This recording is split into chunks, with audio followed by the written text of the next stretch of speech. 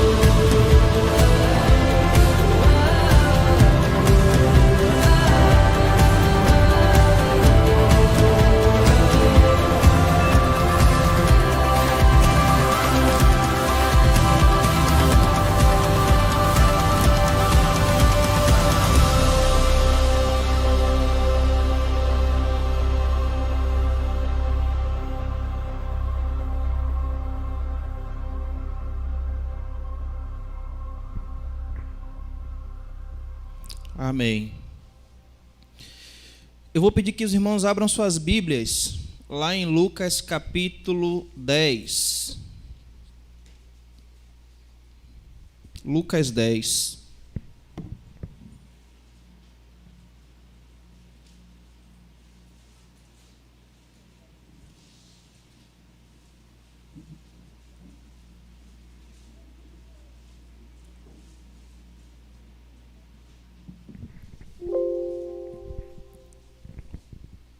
A gente vai dar uma passeada hoje na Bíblia para falar um pouquinho sobre presença, mas a presença dentro de um princípio e apenas um princípio. Apenas um. Nada mais do que um princípio. Lucas capítulo 10, versículos do 38 ao 40. Eu não sei qual foi o domingo, mas a gente compartilhou um pouquinho aqui. Lucas capítulo 10, versículos do 38 ao 42. Meu coração está inclinado a não falar sobre esse texto, mas esse texto tem me perseguido. Na terça-feira, quando eu chego em casa, a Gisele estava assistindo uma live de uma amiga lá do Rio Grande do Sul. Ela falou, daí olha o texto que a minha está comentando aqui, Lucas 10, 38 ao 42. Eu falei, não tem para onde correr. E Joel falou que Deus tem falado muito ao coração dele através de mulheres. E Marta e Maria têm me ensinado muito, positivamente e negativamente. Positivamente e negativamente. As duas têm me ensinado. As duas têm ótimos exemplos positivos e negativos também. Mas quem não erra, quem não comete erros, aqui é para ficar muito bem claro que servos de Deus também erram. Servos de Deus também cometem erros. A Bíblia ela é maravilhosa porque ela não esconde nada.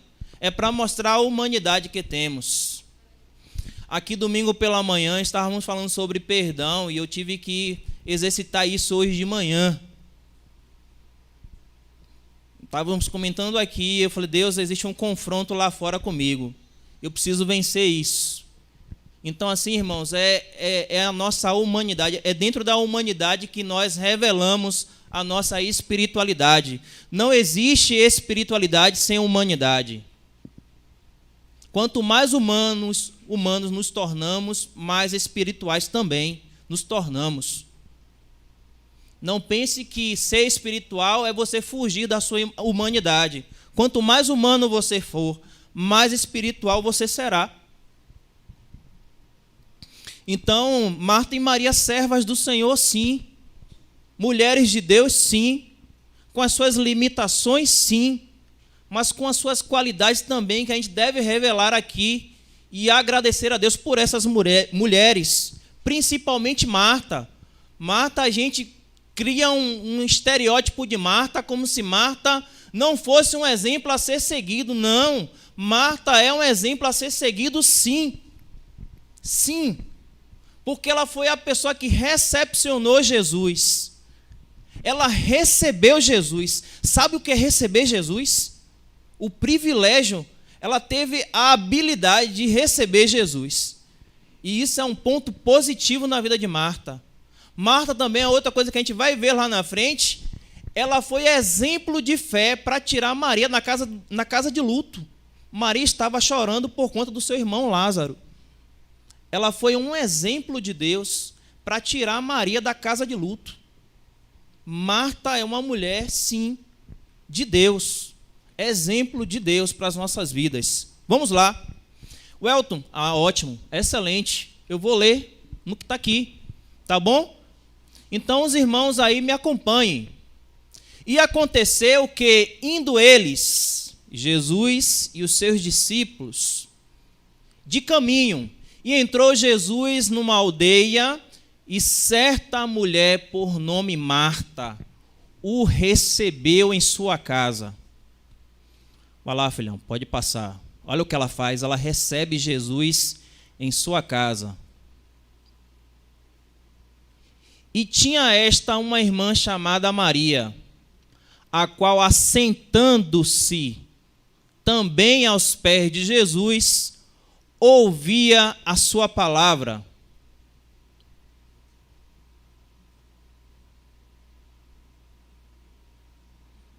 Vou seguir o texto dali, porque alguém deve estar nos acompanhando pela internet, então vamos seguir o texto lá. Senão, tem um plano B aqui. Marta estava ocupada com muitos afazeres. Esta, aproximando-se, falou: Senhor, não te importas que minha irmã me deixe sozinha com todo o serviço? Manda que ela venha ajudar-me. O Senhor, porém, respondeu: Marta, Marta, isso a gente vai comentar. Você se preocupa e anda agitada com muitas coisas. Porém, uma só coisa é necessária. Maria escolheu a melhor parte, e esta não lhe será tirada. Quem quer a melhor parte aí, diz amém. Eu quero. Eu preciso. Leva-me a ti. Tens o melhor de mim. Meu coração quebrado ofereço a ti. Então a gente vai falar sobre a presença de Deus. Vamos falar sobre a presença gloriosa de Jesus. tá bom? Eu quero falar para os irmãos que, biblicamente, o que está registrado são 3 encontros de Marta e Maria com Jesus. Registrado biblicamente, são 3 encontros de Marta, Maria com Jesus. Esse aqui, possivelmente, provavelmente, foi o primeiro encontro de Jesus com essas 2 mulheres. E a Bíblia fala que Marta recebeu Jesus. Irmãos, não dá para a gente avaliar a vida de alguém apenas no primeiro encontro que essa pessoa tem com Jesus. Às vezes a gente avalia a vida de alguém pelo primeiro encontro que essa pessoa tem com Cristo. Aí vai uma palavra para os novos convertidos ou aqueles que conheceram Jesus e por pouco tempo não permaneceu na presença do Senhor, por pouco tempo permaneceu na presença do Senhor e hoje já não se encontra mais na presença do Pai. E às vezes a gente rotula, a gente determina comportamentos, a gente determina ações que as pessoas deveriam ter logo no primeiro encontro com Jesus. A gente começa a determinar, deveria ser assim, deveria ser assado, porque com Jesus é assim, com Jesus é assado. A gente fica determinando o que a pessoa deveria ser logo no seu primeiro encontro com Jesus. Esse primeiro encontro aqui de Jesus com Marta e Maria, está registrado aqui em Lucas 10. Jesus ele usa a vida de Maria como um exemplo para aperfeiçoar a fé de Marta. Nesse primeiro encontro aqui. E qual foi o segundo encontro? João capítulo 11. Vamos lá? João 11, viu, Elton? Wesley. João capítulo 11, versículo do 20 em diante. Nem lembro, mas acho que é por aí. No primeiro encontro, Maria é usada como exemplo de fé para aperfeiçoar a fé de Marta. Nesse segundo encontro é o inverso. Deus usa a vida de Marta para tirar Maria da casa do luto. Porque as 2 perderam um irmão em comum, Lázaro. Marta correu. Leva-me a ti. Tens um melhor de mim. Meu coração quebrado. Ofereça a ti. Vou atrás desse homem. Vou correr atrás do mestre. Maria ficou lá prostrada, chorando, amargurada. Marta foi até o encontro. Nesse segundo encontro aqui, João capítulo 11, versículo do 20 em diante. Eu vou pegar aqui para a gente tentar ganhar um tempinho.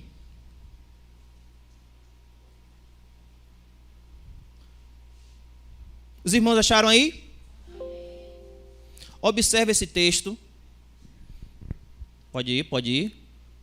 Ajuda bastante. Sim, ótimo. Pronto. Lázaro morreu. As 2 estavam chorando, amargurada, entristecida. Ouviu-se dizer que Jesus estava chegando em Betânia. Qual foi a ação?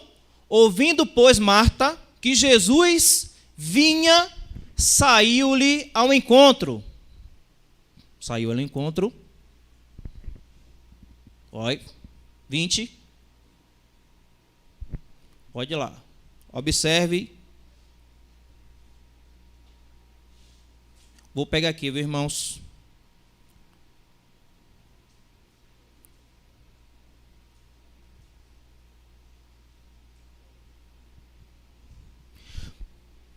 Marta, pois, ao saber que Jesus chegava, saiu-lhe ao encontro. Maria, porém, ficou sentada em casa.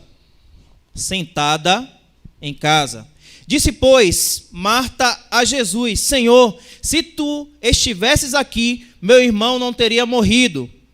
E mesmo agora sei que tudo quanto pedires a Deus, Deus te concederá. Fé no presente. Senhor, eu sei que agora mesmo, eu sei que tudo que o Senhor pedires a Deus, Deus te concederá. Respondeu-lhe Jesus: teu irmão há de ressurgir, Marta. Disse-lhe Marta: sei que ele há de ressurgir na ressurreição do último dia. Fé no futuro. Declarou-lhe Jesus: eu sou a ressurreição e a vida, quem crê em mim, ainda que morra, viverá. E todo aquele que vive e crê em mim jamais morrerá. Creis isto? Respondeu-lhe Marta: sim, Senhor, eu creio que tu és o Cristo, o Filho de Deus, que havia de vir ao mundo. Dito isto, retirou-se e foi chamar em segredo a quem? Maria, sua irmã, e lhe disse: o mestre está aí e te chama. Ela, ouvindo isto, levantou-se depressa e foi ter com ele, pois Jesus ainda havia entrado na aldeia, não havia entrado na aldeia, mas estava no lugar onde Marta o encontrara. Então os judeus que estavam com Maria em casa e a consolava, vendo-a levantar-se apressadamente e sair, seguiram-na, pensando que ia ao sepulcro para chorar ali.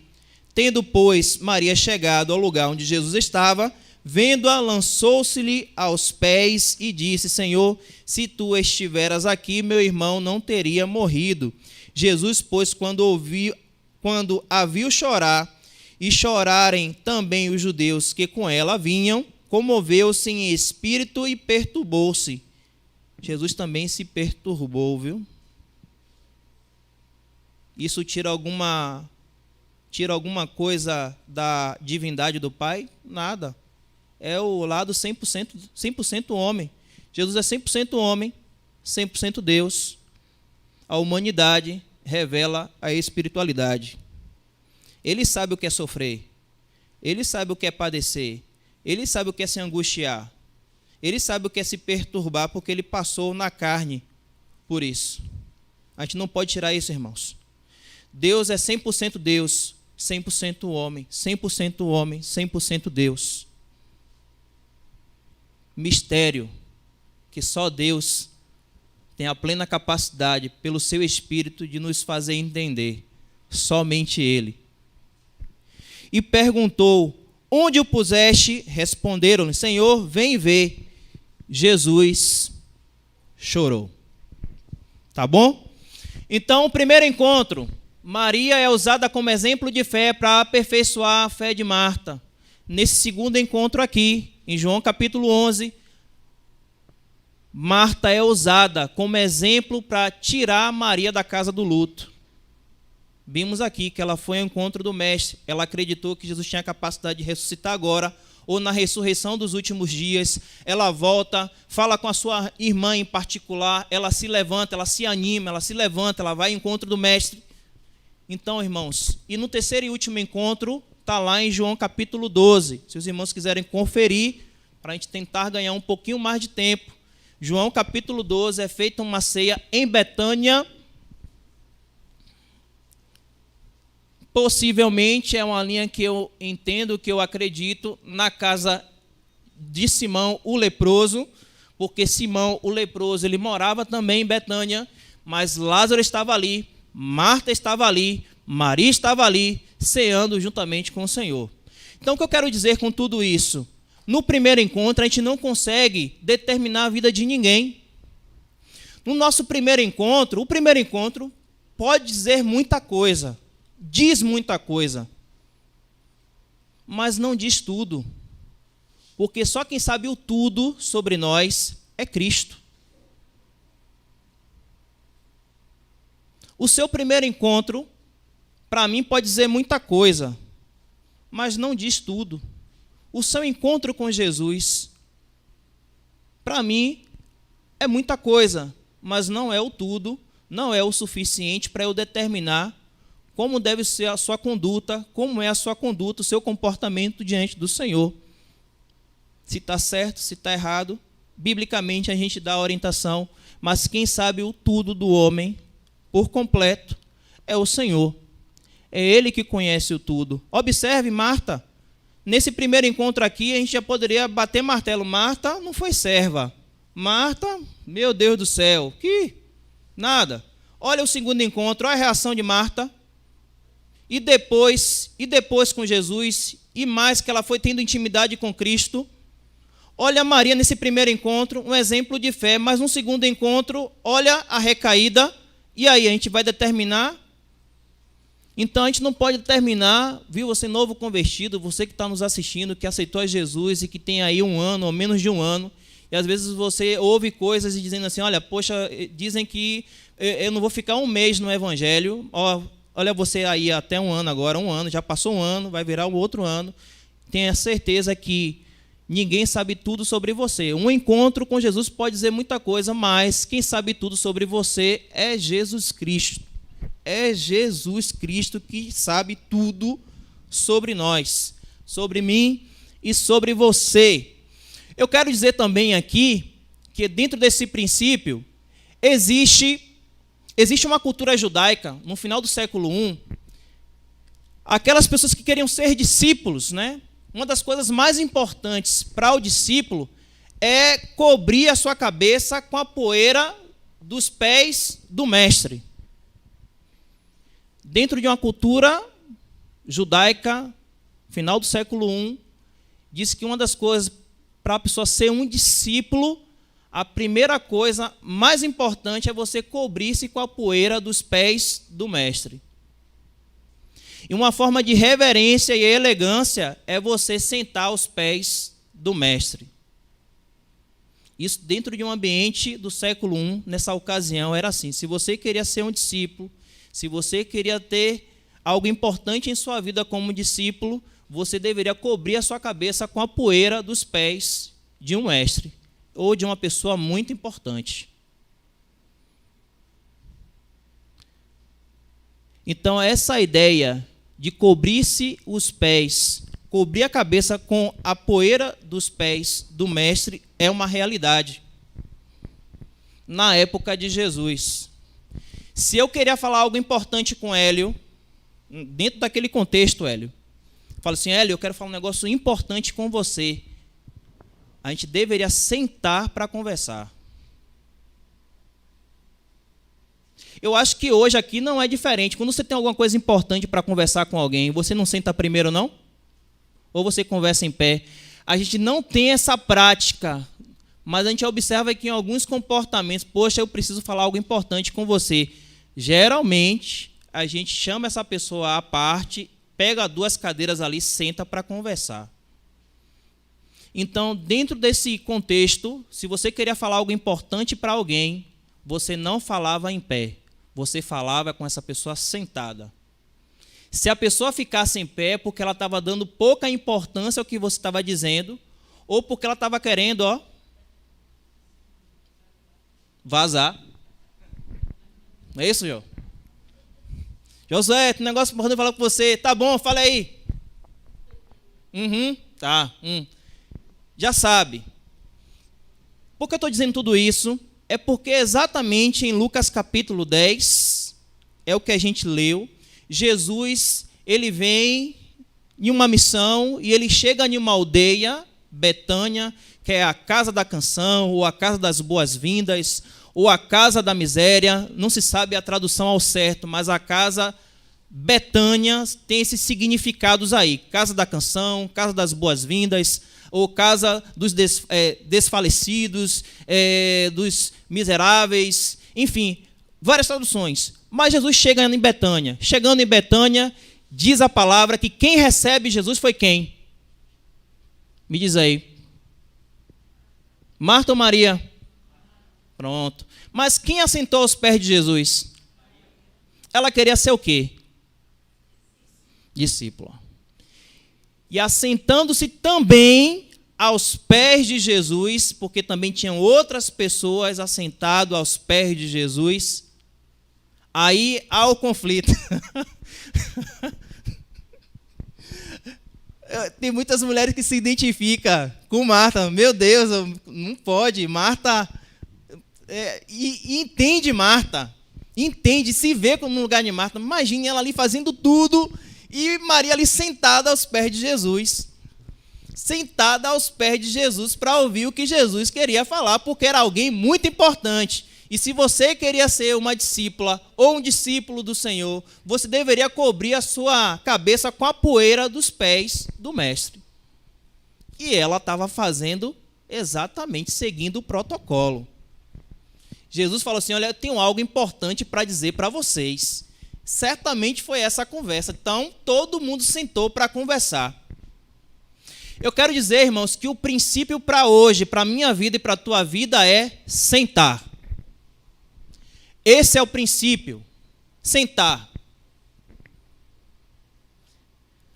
O reino de Deus, ele é baseado por princípios. Jesus, ele é o alfa, ele é o ômega, ele é o princípio, ele é o fim. O princípio são elementos fundamentais onde todas as coisas começam.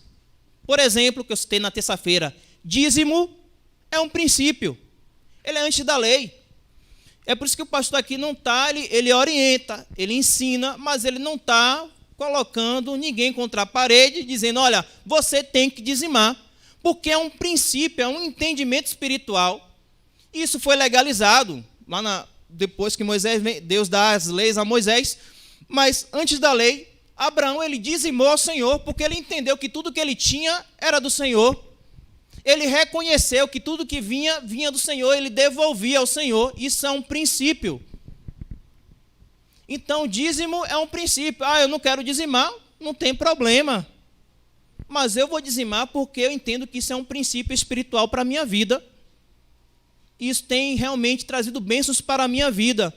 É um princípio. Não quer? Tudo bem, Deus lhe abençoe. Mas é um princípio espiritual. Então, o princípio são elementos fundamentais onde todas as coisas começam. Então, princípio espiritual aqui, para a nossa vida hoje à noite. E a gente vem falando sobre essa questão de ter uma vida espiritual melhor. A vida espiritual começa sentado. Oi? A vida espiritual começa sentado. Sentado é ficar parado, sem fazer nada. Não é esse sentado. O sentado que eu estou falando aqui é sentado para aprender. Sentar para aprender é a melhor parte. E Maria soube muito bem disso. Entre fazer o serviço e parar e sentar para ouvir o mestre, eu vou escolher isso aqui. Depois eu resolvo lá com Marta a minha situação com ela. Mas eu vou parar para sentar para ouvir o mestre falar. O ministério de Jesus começou como? Mateus 5, vamos lá. Welton, coloca esse texto aí, Mateus capítulo 5, versículo 1. Início do ministério de Jesus. Precisamos fazer a obra do reino? Precisamos. Precisamos servir ao Senhor? Precisamos. Precisamos fazer o trabalho do reino? Precisamos. Antes de Jesus começar o seu ministério, ele vindo daquela multidão, ele vindo da necessidade daquela multidão, antes de ele começar a dizer as bem-aventuranças, bem-aventurados os pobres de espíritos, bem-aventurados os pacificadores, bem-aventurados que têm fome e sede de justiça. Antes disso, diz o texto aí, e Jesus, vendo a multidão, subiu a um monte e, assentando-se, aproximaram-se dele os seus discípulos. Jesus não ensinou em pé, Jesus ensinou sentado. A palavra de Deus se levantava como reverência, se lia em pé, mas se explicava sentado. A vida espiritual, irmãos, começa sentado. Sentado para aprender, e aprender é a melhor parte. E servir, daí isso é bom? Mas aprender é melhor ainda. Sentar para aprender, para ouvir o mestre e cobrir as suas cabeças, as nossas cabeças com a poeira dos seus pés é maravilhoso. Eu falei na última vez que a adoração em primeiro lugar, depois serviço. Serviço com qualidade, ela só virá quando nós paramos para adorar o Senhor. Às vezes, ou boa parte das vezes, nosso serviço ele é deficiente porque a nossa adoração não está acontecendo. E porque às vezes eu me perco no serviço, no excesso de atividades, é porque eu não estou parando para adorar. Quando eu não paro para adorar, para ouvir do Senhor e aprender do Senhor, o meu serviço será um serviço deficiente. Então, a vida espiritual começa sentado. Sentado para quê? Sentado para aprender. E aprender é a melhor parte. Quando Jesus ele fala para os discípulos, antes de Jesus subir aos céus, ele fala, olha, eu vou subir, mas virá um outro, um consolador, o Espírito Santo da promessa. Antes de ele subir, antes de tudo isso acontecer, ele fala para os discípulos, ficai em Jerusalém, até que do alto sejais revestido de poder. Ficai, pare, sente, observe os meus ensinamentos, observe as minhas orientações, até que do alto vocês sejam revestidos de poder. Então a gente precisa parar para sentar. Daí o que é isso? Princípio do sentar. Sentar é o que, daí? Você parar para você ouvir o seu mestre, ouvir o seu Deus, ouvir o seu Senhor. Às vezes, ou boa parte das vezes, andamos como Marta e não estamos parando para ouvir, para aprender. Quem recebeu Jesus em casa? Marta? Certo. E quem assentou aos pés de Jesus foi Maria. Então isso quer dizer que mesmo eu hospedando Jesus em minha casa, eu posso não estar ouvindo. Vou repetir. Eu posso colocar Jesus na minha vida, na minha casa, dentro de mim, mas não estou parando o tempo, eu não estou tirando o tempo para ouvir o que Jesus quer me ensinar. Tranquilos? Quem recebeu está certo, recebeu, hospedou em casa. Hoje somos casa. Aqui é uma casa de adoração, mas Jesus ele fez uma casa que somos nós. Recebi Jesus em casa, mas eu não estou tirando o tempo para ouvir Jesus me ensinar. Então, estar no mesmo espaço-tempo aqui, mesmo espaço-tempo com Jesus, não quer dizer que estamos compartilhando de intimidade e aprendizado com o Senhor. Estar nesse ambiente aqui, nesse mesmo horário, nesse mesmo local, não quer dizer que nós estamos tendo intimidade e aprendizado com o Senhor. Isso é importante, a adoração é importante, a coletividade é importante, estar em comunhão é importante, congregar é importante, mas nós estamos tirando tempo para sentar, parar e ouvir o que o Senhor tem a nos dizer. E isso é de forma individual. Você tem tirado o tempo, você tem separado o tempo para ouvir o que o seu Deus tem a te dizer. Você é um discípulo, você é uma discípula do Senhor. Você tem parado para cobrir a sua cabeça com a poeira dos pés do seu mestre, porque ele é uma pessoa muito importante para você. Então, esse exemplo de Marta aqui fica. A atividade é bom, mas o excesso de atividade nos contamina. Você, Marta, está agitado com muitas coisas. É a hiperatividade. É a hiperatividade. E quando nós estamos com a hiperatividade, ficamos pré-ocupados. E já não temos mais tempo para o Senhor. A atividade ela é importante no reino, ela faz parte do reino, mas quando existe em excesso, você fica pré-ocupado, que não existe mais espaço vago para você tirar um tempo, para você ouvir o que o mestre quer dizer para você. E isso nos sufoca, tá bom? Marta serviu primeiro. Marta foi ao encontro de Jesus, recepcionou Jesus, fez ali, foi a anfitriã assim, maravilhosa. Ela recebeu Jesus e ela fez isso com maestria. Ela foi a primeira a servir a Jesus, mas ao mesmo tempo que ela foi a primeira a servir Jesus, ela questionou a ação de Maria. Ela questionou a ação de Maria, olha a atividade de Marta. Ao mesmo tempo que ela estava recebendo Jesus e ela estava agitada em muitos serviços, ela não teve tempo para questionar a ação de Maria.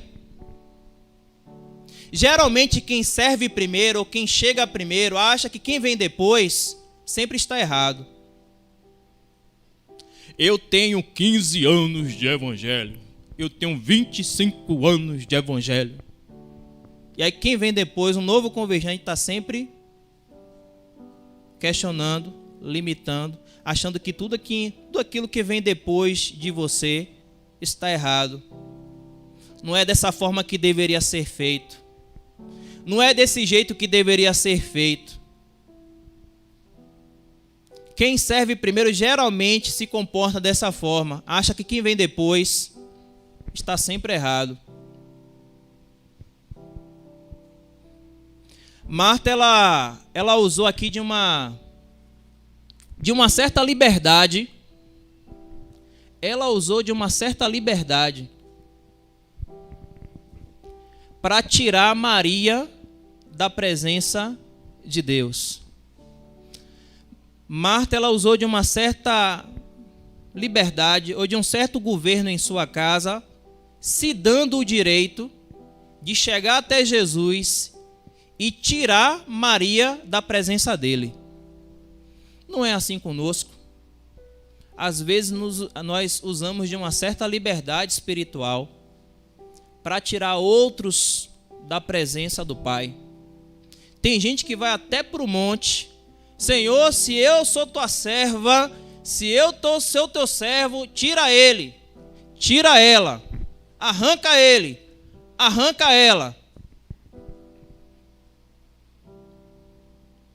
Marta, ela estava usando de um certo governo, de uma certa hospitalidade em sua casa, de uma certa funcionalidade da sua casa, de uma certa liturgia da sua casa, para tirar outros da presença dele.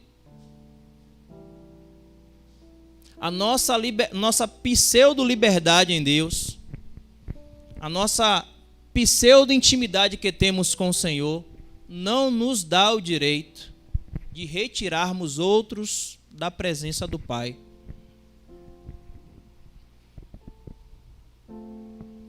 Marta, ela está se valendo de uma certa hospitalidade e de um certo governo para fazer com que Jesus atendesse à necessidade dela. Versículo 40. Vê aí, Welton, para mim, para não achar que eu estou aqui conjecturando coisas. Lucas capítulo 10, versículo 40. Ela recebe Jesus, ela está ocupada em muitos afazeres, mas no versículo 40, olha, Marta está ocupada com muitos afazeres. Aproximando-se, olha o que ela fez, ela se aproxima de Jesus e fala: Senhor, não te importas que minha irmã me deixe sozinha com todo o serviço? Manda que ela venha ajudar-me. A minha impressão do texto é que ela colocou um pouquinho Jesus na parede, no cantinho, para que Jesus atendesse o pedido dela. E quem é Deus na história aí? Quem é o Senhor e quem é o servo? Parece que o negócio estava mudando aí o cenário. Eu até peguei algumas versões. Tem uma versão na Bíblia Católica, guardando aqui as devidas proporções, que os irmãos vão ver a forma como Marta ela fala para Jesus. Boa parte daquilo que Deus vai ministrando ao meu coração, eu vou compartilhando com Gisele, a gente pegando versões da Bíblia, a gente vai fazendo comparativos. E eu observo o quanto Deus vai nos ensinando ali, comparando os textos. E tem um negócio interessante, irmãos, a forma como é abordado. Porque tem algumas versões que ela se aproxima muito do original. Né? Tem uma versão católica aí, achei interessante, guardando as devidas proporções, que achei interessante a forma como ela aborda Jesus. Tá bom?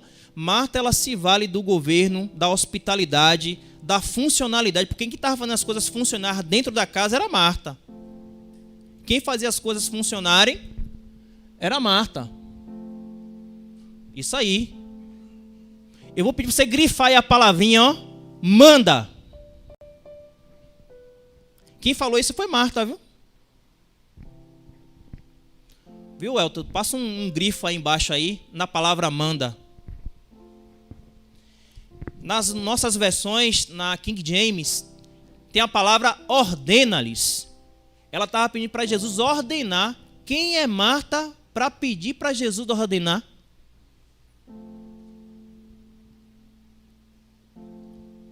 Manda. Quem é ela para falar para Jesus mandar? Observe, irmãos, que é muito mais sério. Não é só questão de dizer assim, Marta fazia muita coisa e Maria ficava lá. Marta servia e Maria adorava. É muito mais sério do que a gente pensa, irmãos. A hiperatividade, o excesso de atividade vai gerar sinais de frustração muito grande. Uma das primeiras frustrações, eu posso dizer isso de carteirinha, é a gente começar a criticar a liturgia. A gente começa a criticar as coisas que são feitas para Deus. As coisas que são realizadas para Deus. A liturgia é o ritmo das coisas. A gente começa a criticar isso. Depois a gente começa a criticar os irmãos. A gente começa a criticar, a gente fica frustrado com relação aos irmãos. E nós falamos hoje na EBD, e eu não vou ser pego por isso. Minha mãe, eu louvo a Deus porque os irmãos oraram e eu senti o meu coração aquecido, o meu coração quente. Eu percebi ali que foi a oração dos irmãos. Então é muito fácil você responsabilizar os outros. Quando a deficiência, a falha está em você. Se houve um fracasso espiritual na sua vida, foi porque a sua liturgia foi mal feita. Houve um excesso de liturgia. Houve um excesso de atividades, houve um excesso de programações e você se perdeu nela. Mas é muito mais fácil a carne culpar os outros do que se culpar. O primeiro sinal de frustração de Marta, ela vê que as coisas não estavam andando conforme ela queria. A segunda frustração foi criticar a irmã Maria. E por último, criticar o próprio Deus. Questionar Deus. Olha aí o texto. Ela estava ocupada. Tudo certo, mas estava muito ocupada. Muito. Com muitos afazeres. Aproximou-se e falou: Senhor, não te importas que minha irmã me deixe sozinha com todo o serviço? Manda. Quem é Marta para pedir para Jesus mandar? Manda que ela venha ajudar-me. Observe que é muito mais sério. Quem somos nós para dizer o que Jesus deve ou não deve fazer? Manda aí que Maria me ajude. Observe, irmãos, então que, é como eu falei na última vez, talvez a minha cegueira espiritual, eu não pude ouvir alguém me alertar sobre isso, e hoje os irmãos, mais uma vez, têm a oportunidade de entender que a atividade ela é importante, o serviço ela é importante, mas o excesso de atividades, a hiperatividade, ela te sufoca, ela mata a sua espiritualidade.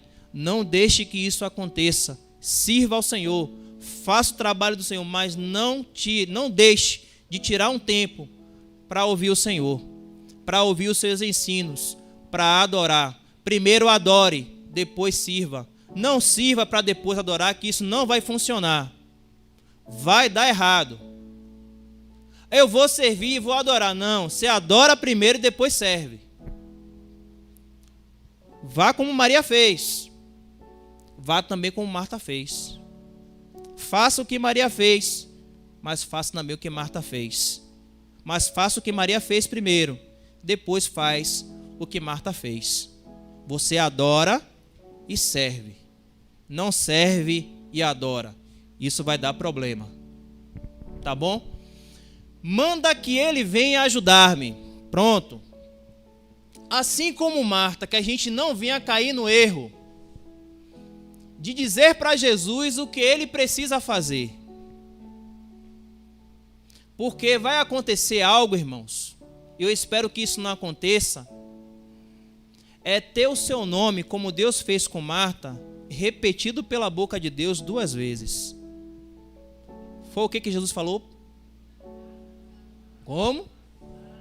Marta, Marta. A sensação que eu tenho do texto, isso aqui é a doutrina? Não, é a sensação. Jesus se segurando. Você já tem uma mãe, eu sei que os irmãos aqui, tem mães aqui de plantão, mães que têm a idade de ser minha mãe. Você já teve uma mãe que falava só 2 vezes? Se eu te pegar, vou dar uma para descer o mel da boca. Eu vi isso, minha mãe falou, eu vou te pegar. Quando eu pegar, fulana, quando eu te pegar vai descer o mel na boca. E eu vi o mel na boca, pá, na hora. Já passou por isso? É a sensação que eu tenho desse texto também.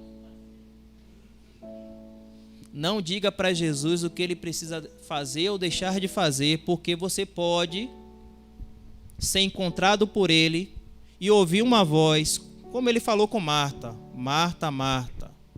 Daílson.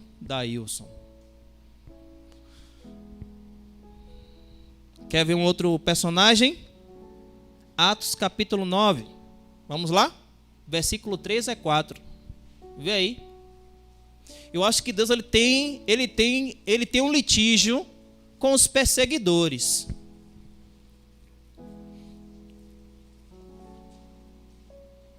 É a mesma coisa. Saulo de Tarso perseguindo os cristãos, correndo, o exterminador de cristãos, vai a caminho de Damasco e ele ouve uma voz. Eu não sei se é o 3, vê o 3 aí. Atos capítulo 4, capítulo 9, 9:4.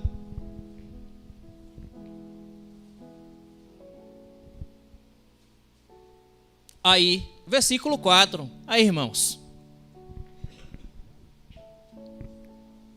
Olha o que Deus fala para Saulo. Saulo, por que você me persegue?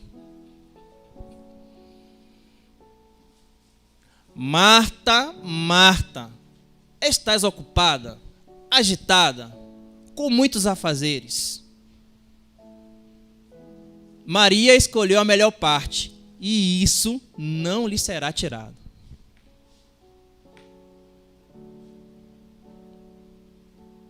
Quantas são as vezes, irmãos, que a gente, em um momento de oração, cheio de atividade, cheio de coisa, fazendo tantas coisas, abraçando o mundo, o universo, achando que está dando conta do recado, e começa a questionar o que Deus deveria fazer ou não. Aí Deus fala para mim, para você, desse mesmo jeitinho aí.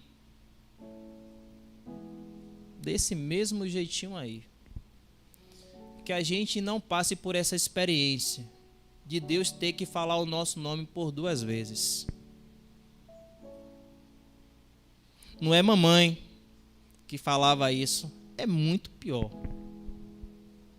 Mas é para o bem. É para o bem, ele nos corrige para o bem. Ele faz a ferida, mas ele estanca a ferida, ele liga a ferida, ele é capaz de fazer todas essas coisas. E para terminar, irmãos, Efésios capítulo 2, versículo 4, versículo 5 e 6.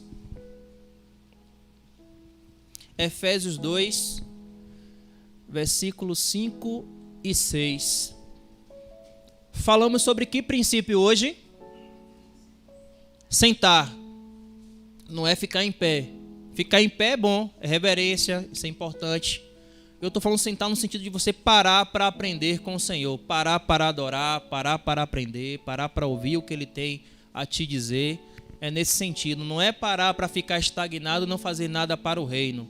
Precisamos fazer algo para o reino, mas dentro da medida de Deus, não conforme a nossa medida. E Efésios 2:5 fala: estando nós ainda mortos em nossas ofensas, nos vivificou juntamente com Cristo. Pela graça sois salvos. Versículo 6. E nos ressuscitou juntamente com Ele e nos fez. É exatamente assim que nós estaremos assentados nos lugares celestiais em Cristo Jesus. Ele começou sentado, ele terminará toda a sua obra de redenção e transformação da humanidade sentado. Estaremos sentados com ele. Sentado com ele. Então não faz sentido, irmão, você saber para onde você vai. Só faz sentido quando você para ouvir, para aprender aonde ele quer te fazer assentar. Não faz sentido. Eu vou para o céu. Sim, tá. Mas você aprendeu o porquê do céu? Qual é a finalidade do céu? Você parou para aprender aonde é que você vai estar sentado com ele? O porquê de você estar sentado com ele nas regiões celestiais? Isso ele já parou para te ensinar? Ele já te ensinou, ele já parou, já te chamou para você sentar um pouquinho com ele, gastar um tempo com ele, tirar um tempo com ele para que você aprenda o que é estar sentado com ele nas regiões celestiais. Que Deus assim aplique a sua palavra. Eu espero que de alguma forma essa palavra movimente os nossos corações e deixar aqui claro que na terça-feira a gente fez um clamor. E eu senti ali que Deus já tinha me dado uma resposta. A Bíblia fala lá em Jonas capítulo 2, que Jonas ele começa o texto, ele diz assim: na angústia clamei ao Senhor, no ventre de um grande peixe, no ventre do inferno, eu gritei e o Senhor me ouviu. Na angústia clamei ao Senhor e Ele me respondeu. No ventre do inferno, gritei e Ele me ouviu. Deus ele responde a clamores. Grito ele só faz ouvir. Clamor traz resposta, mas grito pode te mudar para um ambiente ainda mais desagradável. Ele falou que ele estava no ventre de um grande peixe. Ele clamou. O Senhor respondeu, então aquele ambiente se tornou suportável. Mas depois que ele falou que ali, ele começou a gritar, dizendo que ali era um ventre do inferno, o ambiente se tornou ainda mais desagradável. Quando ele clamou ao Senhor, e o Senhor respondeu, diz o texto, lá no finalzinho, versículo 11, e Deus fez o peixe vomitar Jonas. Porque clamor, Deus responde, grito, Deus apenas ouve. Quer que Deus te responda? Eu preciso que Deus me responda. Eu entendi que eu preciso clamar. Deus vai me ouvir. Se eu começar a gritar por gritar, Deus só vai ouvir. E aquilo que era desagradável vai me levar para um ambiente ainda mais desagradável. E é o que a gente não quer. Tá bom? Deus assim aplique a sua palavra nos nossos corações.